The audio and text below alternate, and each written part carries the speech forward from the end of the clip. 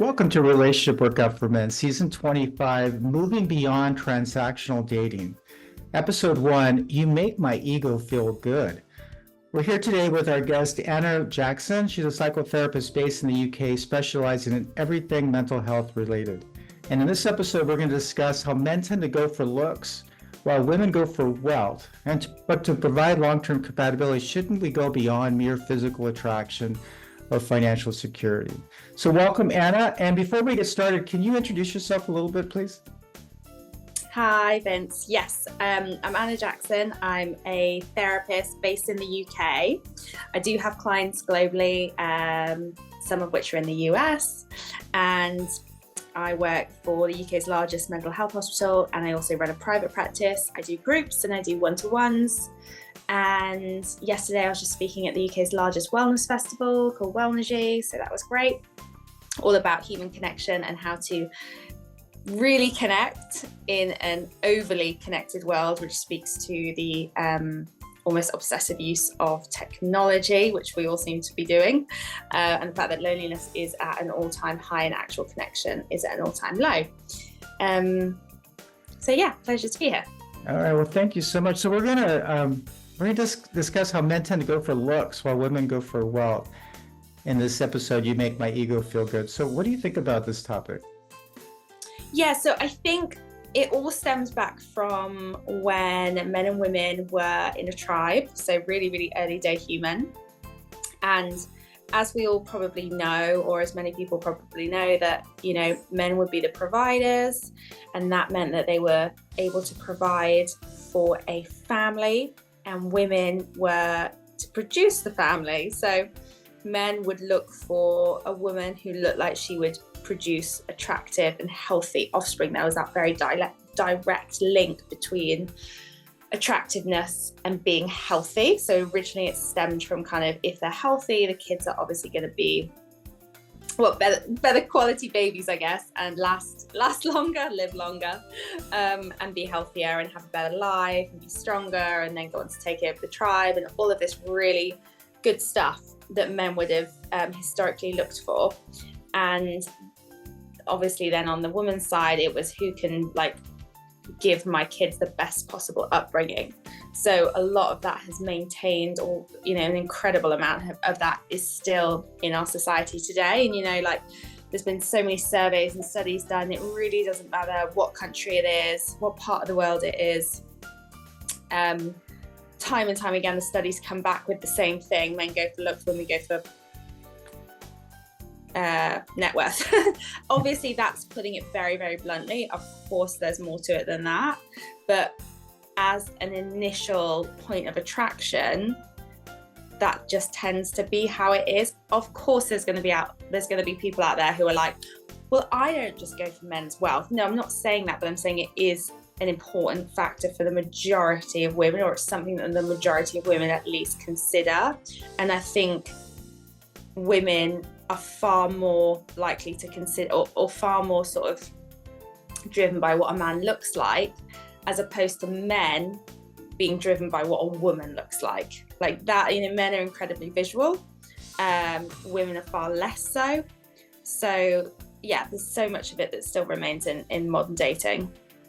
I mean, if you look at the, going back to the tribes and so forth, that was how a man visually could that was the only way he could determine, or try to determine, if she would provide good offspring, was the looks and skin. You know, she had healthy skin, then maybe she'd have healthy babies, and that's kind of all we had. But clearly in this day and age, that's not, we can go beyond that.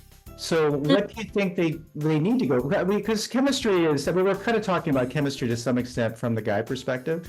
So what, at least initial chemistry, so what should he do beyond that, beyond looks, beyond what he first, like, what should he do? Like, how should he go beyond that tribal kind of response to seeing someone? I mean, the thing is, if a man is just going to go for looks and a woman is just going to go for finance, then it's like you're competing against thousands, if not millions, of other people. There's thousands or millions of beautiful women. There's thousands or millions of successful men. There has to be more to sustain a relationship. I think, you know, Like, I don't think we can get away from the fact that that is the initial attraction a lot of the time, not all of the time, but a lot of the time that is the initial attraction, and then there comes more. So a man could see 50 attractive women in a day, but it doesn't mean that he wants to like date all of them. There's got to be more substance to it than that. And it's also mutual as well. She might not be interested in him, but it's like looking for, I think it's just asking themselves the question, you know, is this what I really want in a partner? Like, is this going to be someone that I want to be with long term? Because let's face it, like, in the end, the looks wear off. We all get old, and also the looks, it wears off, really. Like, you know, at least to a point, and a guy could lose all of his finance. So there's got to be more to it than that. And I think for relationships to sustain, there always is more to it than that. Or it's a case that it just genuinely is a transactional relationship, and that works for both parties. I think it's just about being honest, you know? I think it's just, there's just that honesty element to it. Because they're both something different to the party, to the table. When I look at, if I try to summarize it for men, like what we look for long-term, the three things, like it really is companionship. So there's honesty, companionship, and connection. Intimacy is really important for men. But if you look at over the years, so I've been with my wife for 18 years now, and you see we're getting older, but what gets stronger is the companionship, because we have those years together, we have history, and some good, some bad, some ugly, right? I mean, it's like we're like all relationships, but even the ugly stuff builds into that companionship. And so what was initial attraction, which I think we both had initial attraction when we met, it's actually the companionship. But that companionship is based on compatibility. It's based on a lot of other things.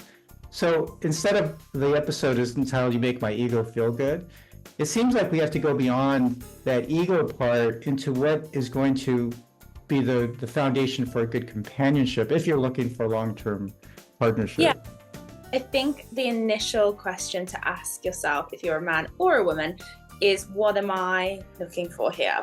Like, what do I want? Do I want a long-term relationship, or do I want a short-term relationship? Because plenty of people now just want short-term relationships, and there's nothing wrong with that at all. Like, you can have short, medium, or long-term. I think it's just about being honest. And some people are right for each other in the short term, and they're not right in the long term.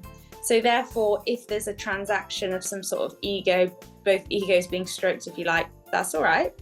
But for a long-term relationship to be sustainable, yeah, you're right. There has to be that level of compatibility, that level of shared goals. Yeah, there's the initial chemistry and all of that stuff, but it really transcends far beyond that. And for something to go the distance. And it's not just about the length of time, right? There's also quality. You could have a 30-year marriage that's, you know, 15 of those years you're screaming at each other, or you can have a 10-year relationship that you love each other and in the end you just weren't right. So I definitely think time does not dictate success. Plenty of people I see are still together and they really shouldn't be, and it's sad, but they are, you know. Or maybe it works on some level. I think maybe I'm projecting what I wouldn't want. I think that quality is really foundational to it, right? It's like, I like to say any two people could be together. It's a question of how good the relationship is, and however you define that good or bad.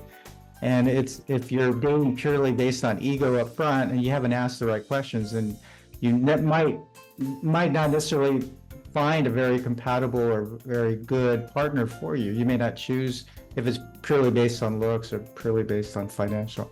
But I think knowing that if you're looking for long-term, so we like to think that there's three buckets in dating. There's the person that's just the player that just wants to have a short-term kind of fun type thing. There's the companion who wants the companionship, is not looking for long-term relationship. And then there's the partner who's looking for that long-term. But if you're looking for that long-term partner, then you do need to ask these foundational questions, because stuff like where do you want to live and wealth and kids and all these questions come into play if you're looking long-term. So I think we're going to wrap up here. I think that what I take from here is just being honest and asking the right questions, being honest about where you are in dating. But you still have to know what questions to ask. And I think we're going to discuss that a little bit in the next episode, choosing a high value partner. So thank you so much, Anna, and we will see you on the next episode.